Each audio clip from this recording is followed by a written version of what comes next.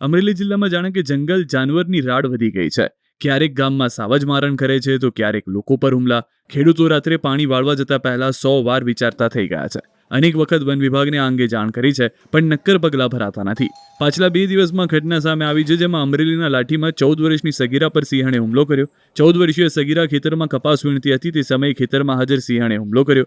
સગીરા સાથે તેનો ભાઈ હોવાથી તેણે સિંહણનો પ્રતિકાર કરી તેને ભગાડી હતી. આ ઘટના ઇંગોરાળાથી ભીંગરાળો ગામ વચ્ચે બની છે. મજૂરી કામ કરતા પરપ્રાંતીય શ્રમિકની દીકરીને સારવાર અર્થે હોસ્પિટલ ખસેડાઈ છે. તો અન્ય એક ઘટના 25 જાન્યુઆરીએ પણ બની હતી.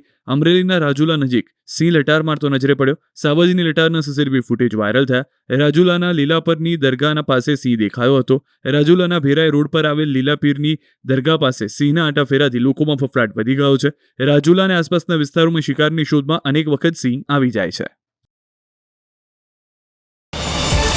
QR કોડ સ્કેન કરો અને ડાઉનલોડ કરો ન્યૂઝ 18 એપ. મેળવો ગુજરાત અને દેશ દુનિયાની પળે પળની અપડેટ્સ.